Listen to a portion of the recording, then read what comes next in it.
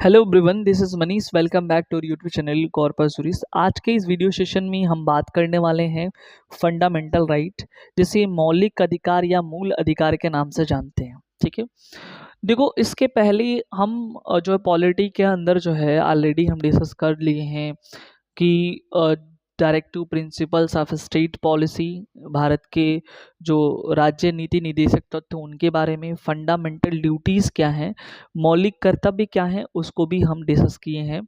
तो और भी वीडियोज़ हैं, यदि आप उसको नहीं देखें तो आप जो है प्लेलिस्ट में जाकर के उसको देख सकते हैं। चलिए बिना किसी देरी के हम स्टार्ट करते हैं फंडामेंटल राइट्स। तो पहले फंडामेंटल कोटा राइट्स को डिस्कस करते हैं। देखो अधिकार क्या होता है। कोई भी बच्चा जिस दिन जन्म लिया है, ठीक है, उस दिन से ही उसका राइट जो है आ जाता है। ऐसे राइट्स को हम लोग नेचुरल राइट्स या नैसर्गिक अधिकार कहते हैं। जैसे अब वो जैसे ही जन्म लिया है तो उसको खुले वातावरण में सांस लेने का अधिकार है। ठीक है, और भी बहुत सारे अधिकार उसके पास आ जाते हैं। ठीक है, तो कोई भी इंसान हो, ह्यूमन हो, उसका कुछ जो अधिकार हैं, जो राइट्स हैं, which is provide by directly natures. ठीक है, तो खुद प्रकृति ने उसको जो अधिकार दिया है ना, उसे नैसर्गिक अधिकार या नेचुरल राइट्स कहते हैं। यही कुछ अधिकार जो या जीने का अधिकार हुआ। ठीक है, तो ये जो नेचुरल राइट्स है ना, यही कहलाते हैं फंडामेंटल राइट्स। और जैसे जैसे समय और परिस्थितियां बदलती गई तो फंडामेंटल राइट्स में और भी चीजें इंक्लूड होते चले गए। तो फंडामेंटल राइट्स का एरिया जो है ना काफी वास्ट है। लेकिन अगर हम इसको जो है कॉन्स्टिट्यूशन के अंदर देखें, ठीक है, तो कॉन्स्टिट्यूशन के अंदर जो है एक जगह पे एक तरीके से इसको सीमित करके रखा गया है। तो सबसे पहले अगर हम बात करें तो भाग जो है ना, पार्ट 3, यानी कि भारतीय संविधान का जो है भाग 3 यानी कि पार्ट 3 में जो है इसको क्या किया गया, रखा गया है। पहली बात ये समझो। दूसरी बात, उसमें भाग 3 में आर्टिकल 12 से लेकर के 35 तक, आर्टिकल 12 से लेकर के 35 तक के जो है ये मौलिक अधिकारों के बारे में जो है यहाँ पे बताया गया है। यानी कि आर्टिकल 12 से लेकर के 35 तक के आर्टिकल में जो है ये फंडामेंटल राइट्स के बारे में जिक्र किया गया है। ठीक है, अब देखो यहाँ पे एक एक आर्टिकल्स को हम देखेंगे, जो इंपॉर्टेंट रहेगा आपके एग्जाम के पॉइंट ऑफ व्यू से। उसको जो मौलिक अधिकार या मूल अधिकार हैं, इनको जो है मूल अधिकारों को जो है मैग्ना कार्टा कहा जाता है। पहले ये समझो, इसको जो है मैग्ना कार्टा कहा जाता है। दूसरी बात, ये कहाँ से हमको प्रोवाइड किया गया, किस देश के द्वारा, तो ये यूएसए के द्वारा जो है मूल अधिकारों को जो है संविधान में लाया गया। हम पढ़े थे जैसे डीपीएसपी को, यानी कि directive principle of state policy को हम लोग कहाँ से लाए थे, यानी कि समाहित किया गया था आयरलैंड से। ठीक है, उसी तरह से जो है फंडामेंटल जो राइट्स हैं, मौलिक अधिकार हैं जो हैं, उसको जो है भाग 3 भारतीय संविधान के अनुच्छेद 12 से लेके 35 तक समाहित किया गया है। ये यूएसए के द्वारा जो है यूएसए के संविधान से लिया गया है। यहाँ तक समझ गया है।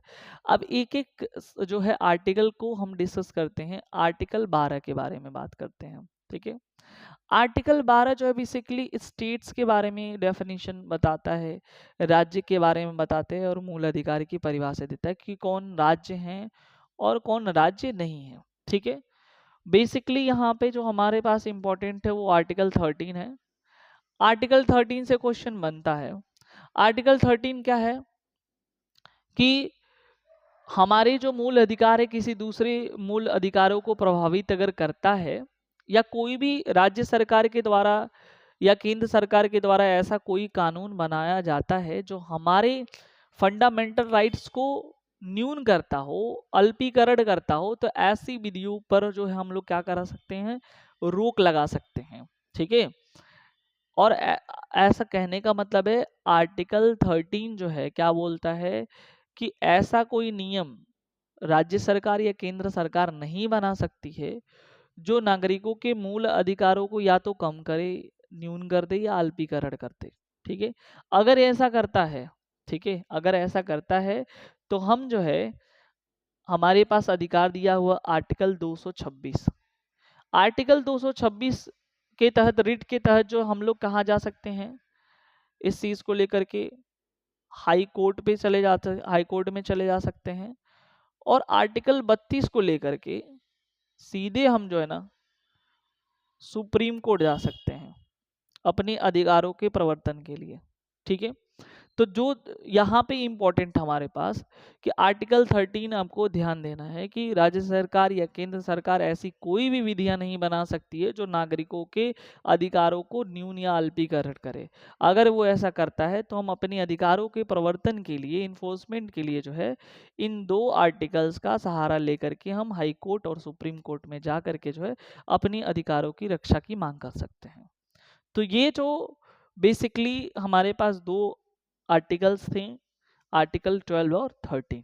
ठीक है, अब देखो आर्टिकल 14 भी हमारे पास इंपॉर्टेंट है। आर्टिकल 14 से लेकर के 18 तक, आर्टिकल 14 से लेकर के 18 तक जो बात करता है इक्वलिटी की बात करता है, इक्वलिटी की, यानी कि ये बात करता है समानता की। ठीक है, इक्वलिटी क्या है, तो कह रहा है कि आर्टिकल 14 से लेकर 18 तक की, सबसे पहले हम 14 की बात कर लेते हैं कि सभी, चाहे कोई भी वर्ग का जो है व्यक्ति हो, कोई भी वर्ग का नागरिक हो, सबके, सबको जो विधि के समक्ष समानता है। ठीक है, सबका हक है कि वो कानून की नज़रों में सब लोग समान हैं। ठीक है, अच्छा ये कॉन्सेप्ट जो है ना ब्रिटेन से लिया गया था। ठीक है, समान, देखो समानता जो है, कानून के सामने सभी समान है। ठीक है, इक्वलिटी जो है ना, इक्वलिटी ये यूके से लिया गया था ये वर्ड।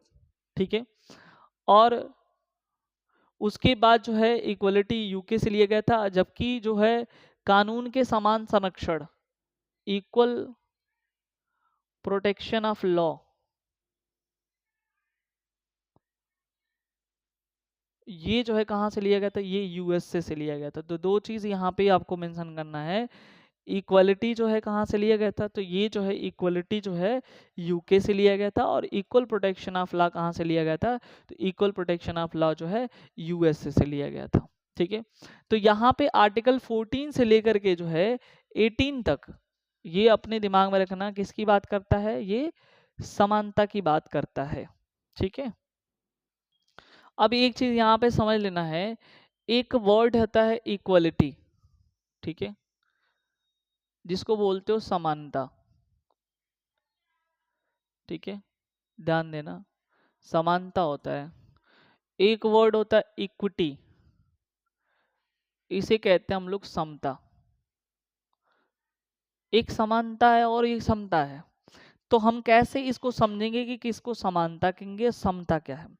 देखो क्या होता है कि अगर एक छोटा सा एग्जांपल दे दो, जैसे मान लो कि एक प्लेग्राउंड है, वहां पे जो है ना क्रिकेट हो रहा है, प्लेग्राउंड में क्रिकेट हो रहा है, और सबको जो है इक्वलिटी है कि वहां पे जा करके जो है क्रिकेट देख लें। अब सोचो, चलो दो लोग को बनाते हैं, यहाँ पे एक ये लंबा व्यक्ति है, ठीक है, और ये छोटा बच्चा है। अब इसको भी और इसको भी, दोनों को जो है इक्वलिटी तो मिल गया भाई, इक्वलिटी का मतलब समानता है, तो समानता तो दोनों क्रिकेट देखने के लिए। तो कहाँ दोनों क्रिकेट तो गए देखने, लेकिन ये छोटा है ना, ये कहाँ क्रिकेट देख पा रहा है, और इसको तो दिखाई दे रहा है।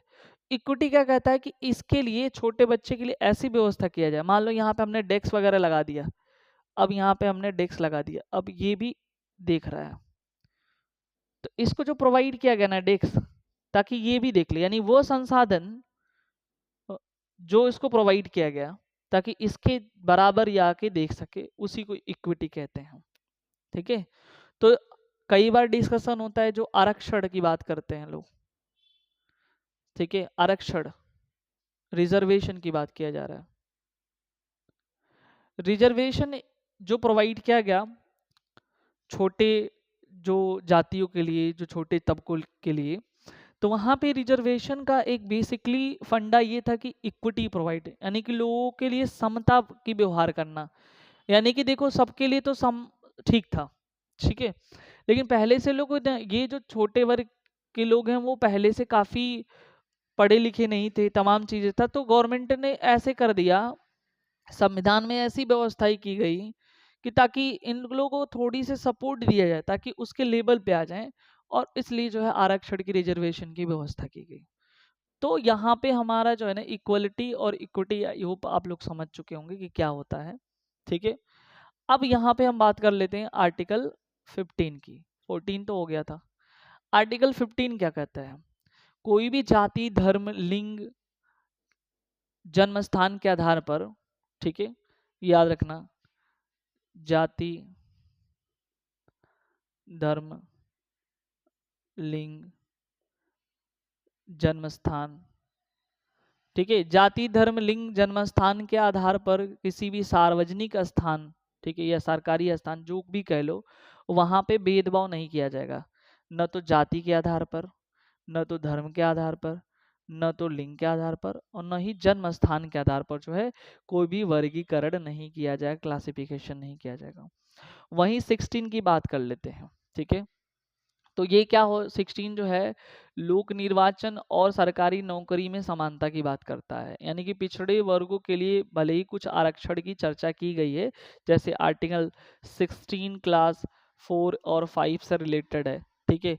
ये आरक्षण से संबंधित कुछ प्रावधान इसमें है, लेकिन आर्टिकल 16 जो है ना, ये बेसिकली बात करता है लोक निर्वाचन और सरकारी नौकरी में जो आरक्षण की बात, सरकारी नौकरियों में जो है समानता की बात करता है। ठीक है। लोक निर्वाचन और सरकारी नौकरियों में समानता। ठीक है। तो ये याद रखना इसमें जो है क्या है। तो 16 भी हो गया। अब देखो यहाँ पे हम बात कर लेते हैं यहीं पे आर्टिकल 17 की। ये मोस्ट इंपॉर्टेंट है। आर्टिकल 17 आपके लिए बहुत ज़्यादा इंपॉर्टेंट है, जिसको आप अस्पृश्यता बोलते हो। अस्पृश्यता, अस्पृश्यता का मतलब होता है अनटचेबिलिटी। अगर इसको हम शुद्ध हिंदी में देखें तो इसको छुआछूत बोलते हो। पहले में क्या था, पहले जमाने में, पहले जमाना क्या है कि लोग जो है छुआछूत मानते थे। ठीक है। छोटे गरीब घर के अगर कोई बच्चा है तो उसको पानी अगर पी लिया है तो वहां से कहा जाता था कि वो खराब है। पहले लोग ऐसे करते थे कि अगर जो है छोटे जातियों के लोग जो अगर नदी में जो है पानी यूज कर लिए तो पानी गंदा माना जाता था, फिर उसकी पूजा पाठ करवाते थे, तमाम चीज था, जिसको लेकर के जो है संविधान में काफ़ी अच्छे प्रावधान किए गए हैं। तो आर्टिकल 17 जो है बात करता है अस्पृश्यता या अनटचेबिलिटी की।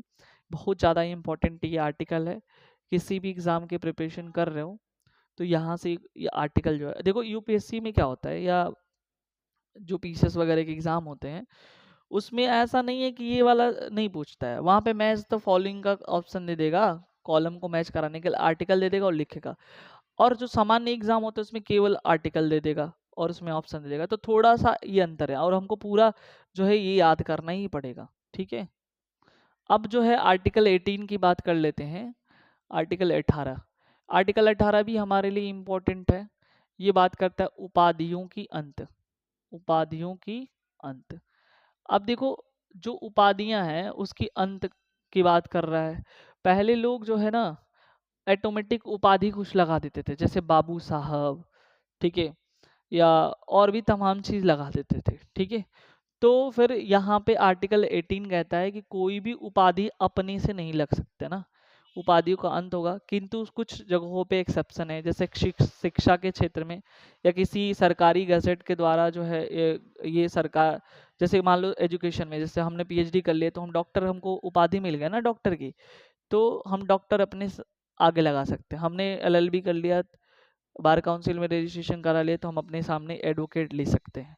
तो किसी भी जो है राष्ट्रीय या राष्ट्रपति के द्वारा या कोई भी शिक्षा के माध्यम से अगर कोई उपाधि मिला है उसको छोड़ करके अगर उस अलग से कोई उपाधि लगाता है तो बिल्कुल जो है ये अपराध की श्रेणी में आएगा, और आर्टिकल 18 जो है इसको प्रोहिबिट करता है।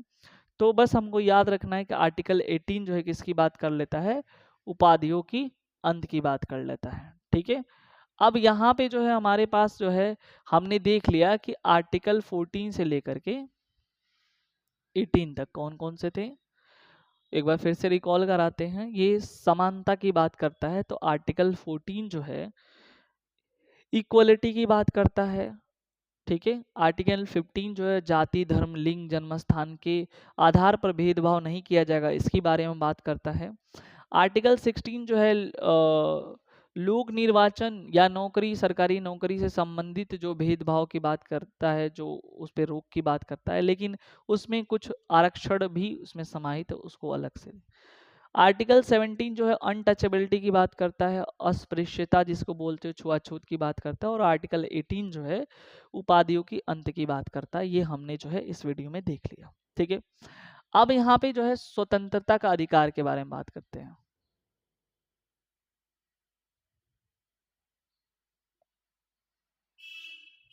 स्वतंत्रता का अधिकार, राइट टू फ्रीडम।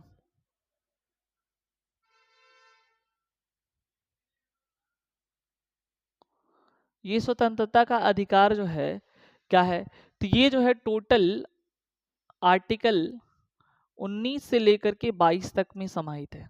स्वतंत्रता का अधिकार जो है 19 से लेकर के 22 तक ये समाहित है। ठीक है, टोटल जो है इसमें यहाँ पे देखो टोटल 19। अब यहाँ एक एक करके देखते हैं। पहले आर्टिकल 19 का देखो। आर्टिकल 19 क्या बोलता है, freedom of speech and expression. ठीक है, इसको हिंदी में कहते हैं वाक एवं अभिव्यक्ति की स्वतंत्रता।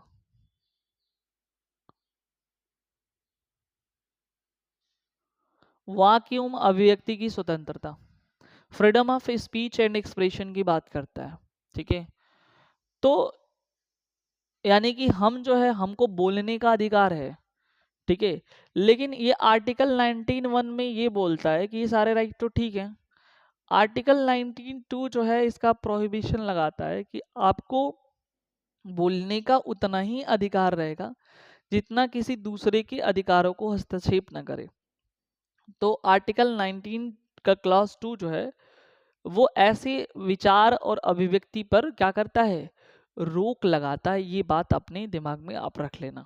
ठीक है, टोटल इसमें 6 प्रकार के अधिकार बताए गए हैं। पहले थी 6, अब 5 हो गए हैं, तो याद रखना कौन कौन से हैं। देखो, सबसे पहला जो है, पहला नंबर अभिव्यक्ति की स्वतंत्रता, यानी कि बोलने की स्वतंत्रता है। ठीक है, आप स्पीच दे सकते हो, अपने विचारों को रख सकते हो एक ग्रुप में। ठीक है, अगर हम झंडा फहराना चाहें तो फहरा सकते हैं। ठीक है, पुतला भी लोग जलाते हैं किसी का जो है, तो वो अनुमति ले लेते हैं पुतला जलाने का, जो भी हो। ठीक है, या किसी भी सरकारी संगठन से उसके किसी सरकारी कामकाज के बारे में जो है जानकारी प्राप्त करना भी इसमें समाहित है। जैसे आरटीआई लोग लगाते हैं, राइट टू इंफॉर्मेशन। ठीक है, तो ये इसकी स्वतंत्रता भी इसी में आती है। प्रेस की स्वतंत्रता, जो मीडिया है उसकी भी स्वतंत्रता है, कुछ भी पूछने का अधिकार उसके पास है। तो सभी ये विचारों की बोलने और अभिव्यक्ति की स्वतंत्रता जो है आर्टिकल 19 क्लास 1 में है। ठीक है, और उसके बाद जो दूसरे नंबर का है उसमें ये बताते हैं कि बिना हथियार के तुम सभा कर सकते हो। ठीक है, समझ रहे हो, बिना हथियार के सभा करने का अधिकार है। तुम संगठन बनाने का, ग्रुप बना सको, एक ऑर्गेनाइजेशन बनाने का अधिकार की स्वतंत्रता है। बिना रोक टोक कहीं भी घूम सकते हो, हमने देश में कहीं भी जा सकते हैं बिना रोक टोक के। ठीक है, किसी भी क्षेत्र में बसने की स्वतंत्रता है। जैसे कुछ जगहों पे हम नहीं, जैसे आर्टिकल 370 था, वहां पे जम्मू कश्मीर में हम नहीं बस सकते थे, तो अब तो हट ही गया। लेकिन कुछ ऐसे ट्राइबल्स एरिया हैं जहाँ पे हम नहीं ज़मीन खरीद के बस सकते हैं, लेकिन उसके अलावा जो है बहुत सारे जगह हैं, यानी पूरे देश में जो है कहीं भी बसने की स्वतंत्रता है, किसी भी जगह पर जो है। ठीक है, एक एक अधिकार था जो छठवां था, संपत्ति का अधिकार, जो अब मूल अधिकार नहीं हुआ है। ठीक है, तो एक क्वेश्चन यहाँ से पूछा जाता है, right to property, right to property. संपत्ति का अधिकार। तो ये क्वेश्चन ये है कि संपत्ति का अधिकार जो है ये मूल अधिकार है कि नहीं है। ठीक है, तो संपत्ति का अधिकार मूल अधिकार नहीं है, it is not a fundamental right. ये कैसा है? संवैधानिक अधिकार है, कॉन्स्टिट्यूशनल राइट है, याद रखना ये संवैधानिक अधिकार है। ठीक है, ये संवैधानिक अधिकार है, ये कैसा है? ये फंडामेंटल राइट्स नहीं है। तो इस बात में जो है आपको ध्यान से करना, कब ये जो है, कब इसको हटाया गया। ठीक है, तो कह रहे कि 44वें संविधान संशोधन के द्वारा जो है, ठीक है, ये कब हटाया गया? 44th अमेंडमेंट एक्ट 1978 के द्वारा जो है इसको क्या किया गया? इसको हटा दिया गया। यानी कि मूल अधिकार से जो है इसे क्या बना दिया गया? संवैधानिक अधिकार में। और इसे कहाँ समाहित किया गया? इसे ही भारतीय संविधान के अनुच्छेद आर्टिकल 300 ए में जो है इसको ले जाकर रख दिया गया। तो आपसे ये क्वेश्चन यहाँ से 2-3 बच गया इसे प्रॉपर्टी, राइट टू प्रॉपर्टी से, कि ये कैसा अधिकार है। तो पहला एक ये हो गया कि ये जो है कैसा अधिकार है, तो ये संवैधानिक अधिकार है। ये क्वेश्चन यहाँ हो गया। कब ये से हटाया गया?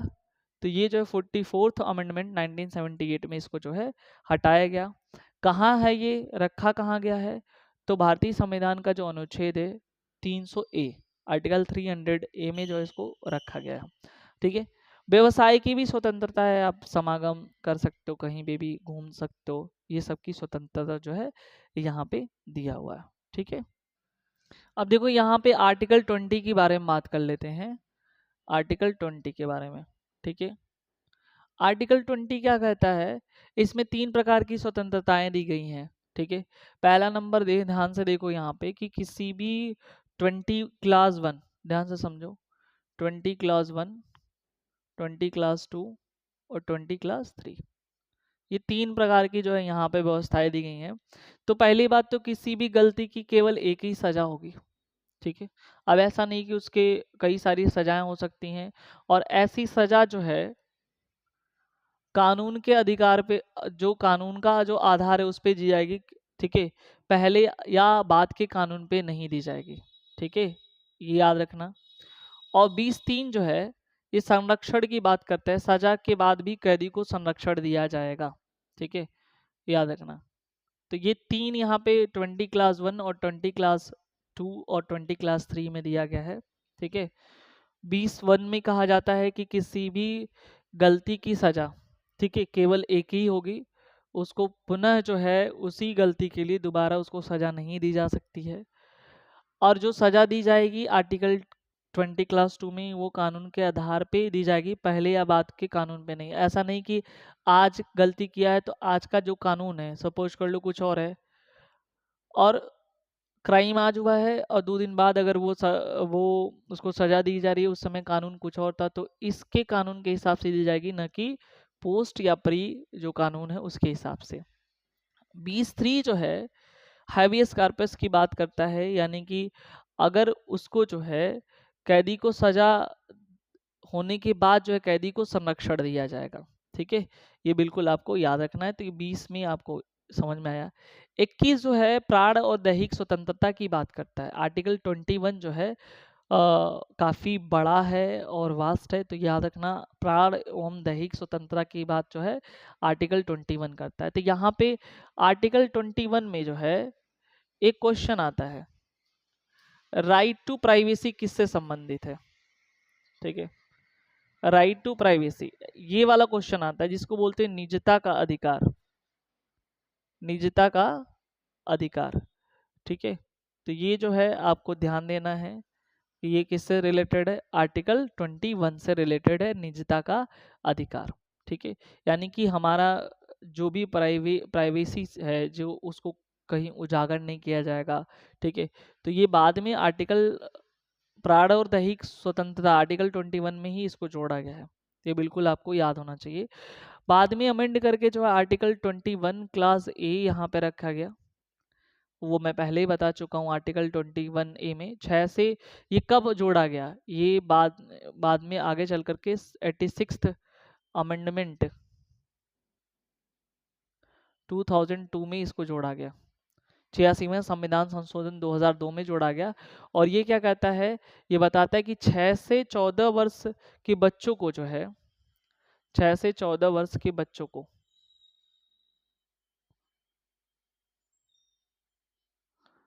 निशुल्क शिक्षा का अधिकार, निशुल्क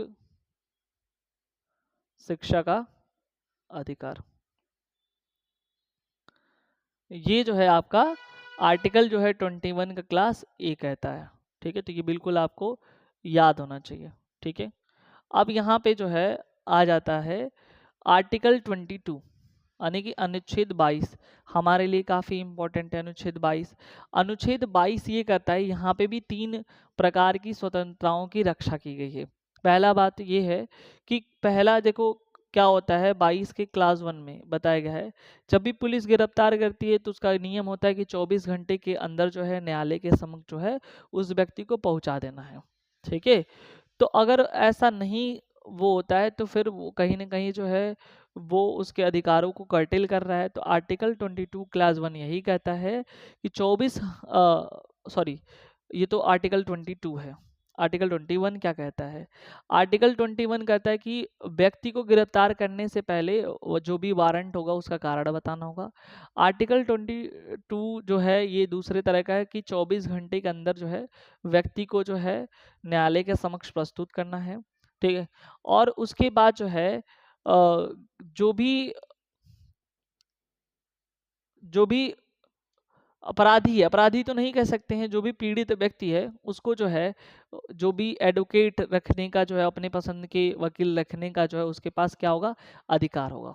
ठीक है, ये देखो आर्टिकल जो 22 है ना वो निवारक निरोध अधिनियम है, यानी कि प्रिवेंटिव नेचर का। प्रिवेंटिव नेचर का मतलब क्या है, इसमें अपराधी को सजा देने के बजाय उसको रोकने की बात करता है। ठीक है, तो इसमें अपराधियों के जो संरक्षण की बात उसके बारे में जो ये बात करता है, ये आपके दिमाग में होना चाहिए। ठीक है, उसके बाद जो है अब आता है हमारे पास जो है नेक्स्ट आर्टिकल 23 और 24 शोषण के विरुद्ध अधिकार, ये दोनों इंपॉर्टेंट है। यहाँ पे मैं लिख देता हूँ आर्टिकल 23, आर्टिकल 23 और आर्टिकल 24। आर्टिकल 23 क्या कहता है और आर्टिकल 24 क्या कहता है। ठीक है, देखो जो बालाश्रम होता है ना, ये जैसे ही देखोगे तुरंत आर्टिकल 23 मारोगे।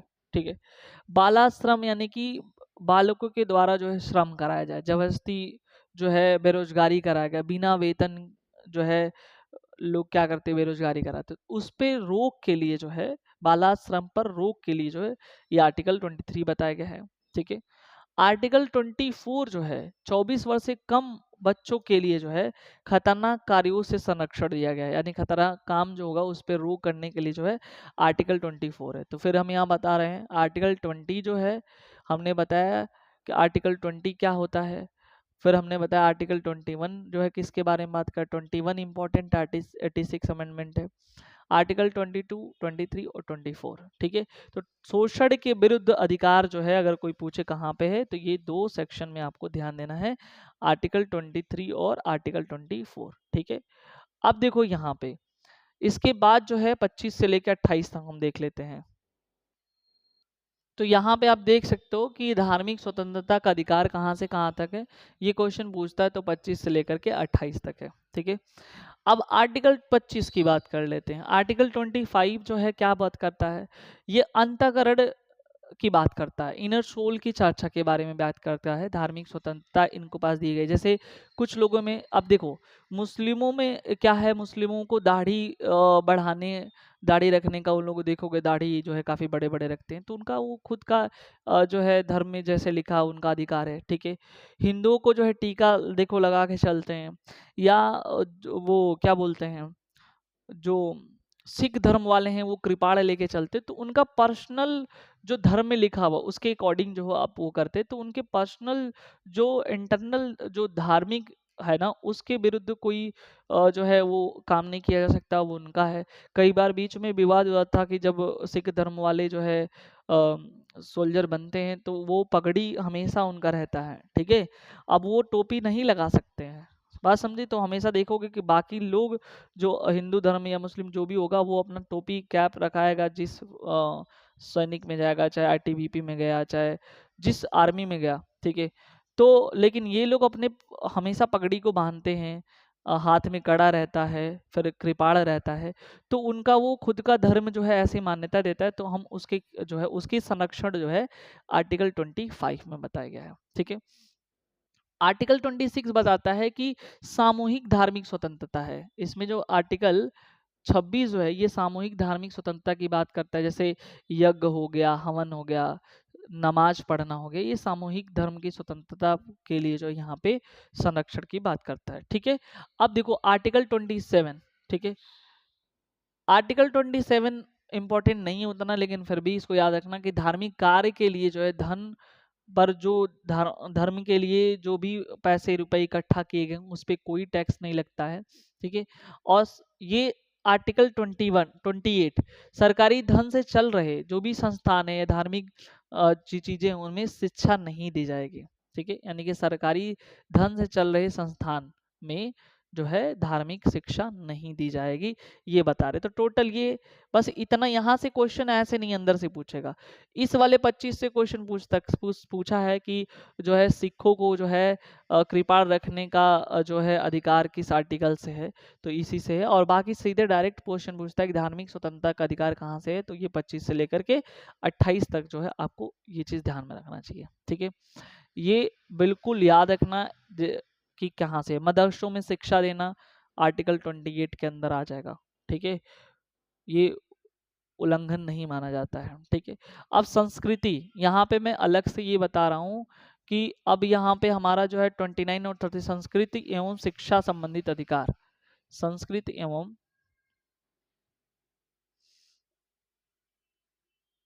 शिक्षा संबंधित अधिकार, ये जो है कहाँ आर्टिकल 29 और 30, ये दो सेक्शन यहाँ पे हैं। आर्टिकल 29 और 30 जो है ये अनुच्छेद 29 और ये अल्पसंख्यकों के लिए जो अधिकार दिए गए हैं, किसके लिए है, ये अल्पसंख्यकों के लिए है।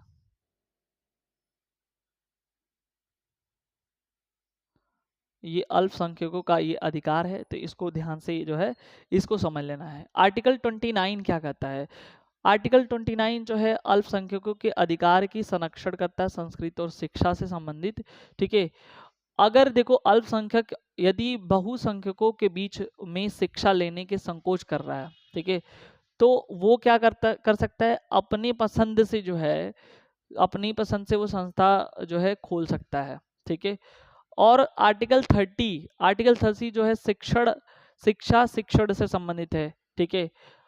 और भाषा संस्कृति वगैरह पे कोई प्रवेश पे ऐसे देख लो सीधे सीधे। आर्टिकल 29 की बात कर लेते हैं।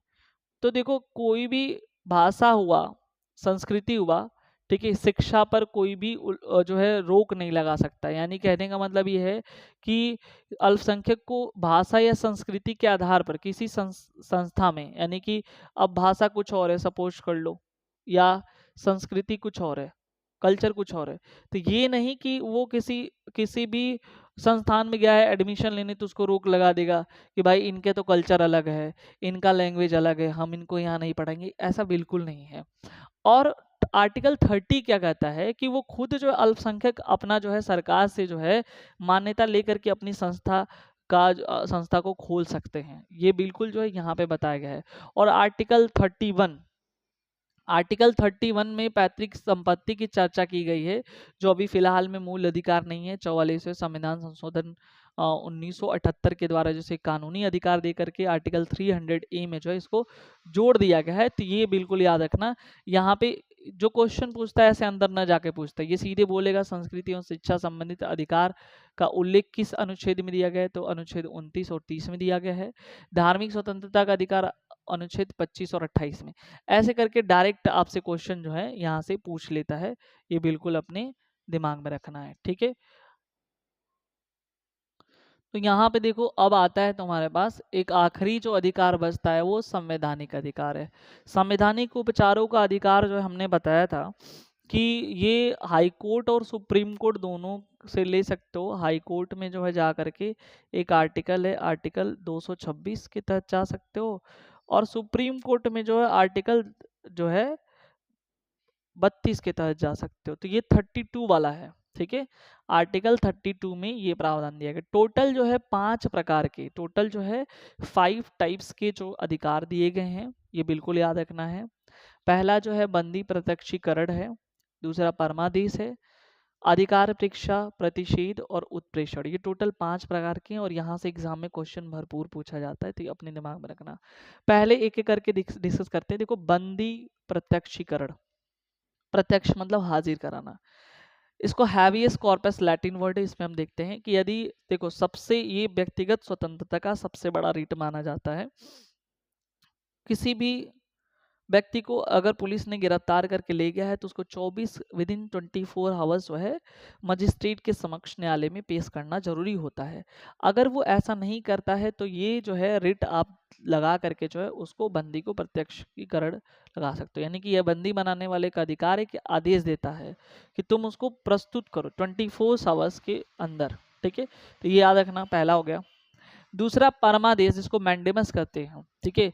ये परमादेश का मतलब है कि वो आदेश देना, ठीक है। तो ये एक तरह का आदेश होता है, एक तरह का ऑर्डर होता है, ये बिल्कुल याद रखना। तो यहाँ पे जो है इसका अर्थ, जब सरकारी कर्मचारी जो है कोई अच्छे से काम नहीं करता है तो ये रिट जो है यहाँ पे जारी किया जा सकता है, क्या, परमादेश का, ठीक है। कि जो है कोई भी सरकारी कर्मचारी अगर अच्छे से काम नहीं कर रहा है तो ये परमादेश का रिट जो है जारी करवाया जा सकता है। आप आर्टिकल 32 के तहत जो अपने अधिकारों का प्रयोग कर सकते हो। अधिकार परीक्षा जिसको बोलते हो को वारंटो, को वारंटो का मतलब ये हुआ है कि जैसे मान लो कि हम जिस काम में, सरकारी नौकरी अगर हम कर रहे हैं या किसी, तो हम जिस काम को कर रहे हैं, जिस अधिकार का हम प्रयोग कर रहे हैं, तो हमको ये बताना है कि आप किस अधिकार से वहां पे हैं, ठीक है। यानी कि व्यक्ति ऐसे कार्य करने में लगा हो जो अधिकृत हो, उसे रोकने को अधिकार परीक्षा कहते हैं, ठीक है। तो ये बताना यहाँ पे अधिकार परीक्षा में क्या होता है, ठीक है, ये याद रखना। प्रतिषेध में क्या होता है, ये दोनों जो है ना, ये न्यायालय के द्वारा दिया गया है, ठीक है, ये भी याद रखना। ये वाला किसको मिलता है, ये जो है, ये जो बंदी है, ठीक है, प्रत्यक्षीकरण किसकी बात कर रहा है, जो भी मुजरिम है, अभी हुआ ही नहीं है, गिरफ्तारी हो उसको प्रस्तुत करने के लिए, ये सरकारी आदेश है ना, सरकारी सरकारी है, ठीक है।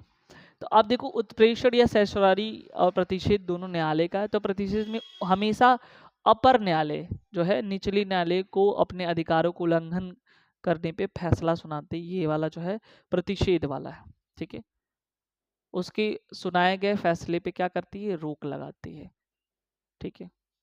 उत्प्रेषण में क्या होता है, वो भी यही है कि ऊपरी न्यायालय निचली न्यायालय पे तब ले आती है जब निचली न्यायालय यानी कि लोअर कोर्ट पे ऐसे अधिकार का उल्लंघन का फैसला सुना चुकी हो, ठीक है, कोई ऐसे राइट्स का फैसला सुना चुकी हो, तो उसके ऊपर जो है उत्प्रेषण का यानी सरसरारी का जो है ये लगाया जाता है, ठीक है। तो ये टोटल जो है हमारे पास 5 तरह के जो है अधिकार है, याद रखना। और एक और बात है, ये जो आर्टिकल 32 है, आर्टिकल 32 से ये क्वेश्चन तो बनता ही बनता है। और जो है बी आर अम्बेडकर ने जो है, ये क्वेश्चन पूछा गया है, बी आर अम्बेडकर ने जो है इसको संविधान की आत्मा कहा है। तो ये क्वेश्चन बना है, संविधान की आत्मा किसे कहा गया, आर्टिकल 32 को, ठीक है। तो याद रखना बी आर अम्बेडकर ने जो है इसे संविधान की आत्मा कहा गया है, ठीक है। और आपको पता है कि संविधान की आत्मा और भी कहा जाता है, प्रस्तावना को संविधान की आत्मा कहा जाता है, ठीक है।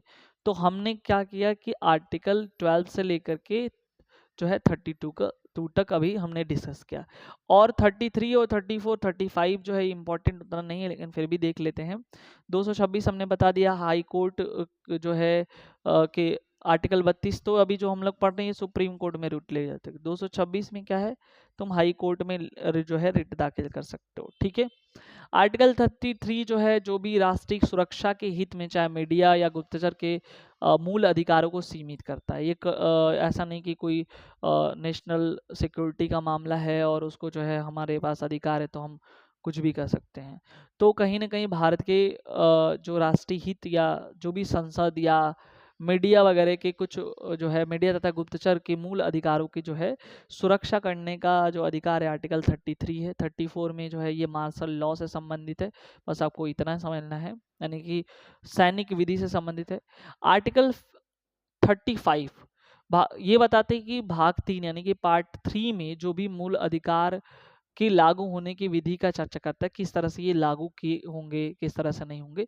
तो इस तरह से हमने जो है देखा क्या कि टोटल जो है 6-7 प्रकार के जो है हमारे पास अधिकार थे। जैसे हमने देखा क्या, समानता का अधिकार, ठीक है। उसके बाद जो है हम फिर से रिकॉल कराते हैं। पहला जो हमने देखा क्या कि आर्टिकल जो है 14 से लेकर के 18 तक समानता का अधिकार था। फिर हमने देखा दूसरा नंबर जो है स्वतंत्रता का अधिकार है। फिर शोषण के विरुद्ध अधिकार था। शोषण के विरुद्ध अधिकार जो है 27 से 24 हमने देखा था। धार्मिक स्वतंत्रता 28 और 25 से लेकर 28। शिक्षा संबंधित संस्कृति संबंधित अधिकार 29-30 में देखा था। संपत्ति का अधिकार जो है हटा गया जो है 44वें संविधान संशोधन 1978 के द्वारा। पहले ये जो है कहाँ पे था, तो पहले एक तरह का ये जो है मूल अधिकार था, अभी ये कॉन्स्टिट्यूशनल राइट हो गया है जिसे आर्टिकल 300A में रखा गया है। फिर संवैधानिक उपचार जो अभी आर्टिकल 32 देखा। तो इस तरह से पूरा जो हमने अभी आज के इस वीडियो सेशन में जो है पूरा फंडामेंटल राइट को कवर किया है। आई होप ये वीडियोस आपको अच्छा लगा होगा। ठीक है, तो अगर आप नए व्यूज हो तो सब्सक्राइब ज़रूर कर लें चैनल को। मिलते हैं नेक्स्ट वीडियो में। Thank you so much.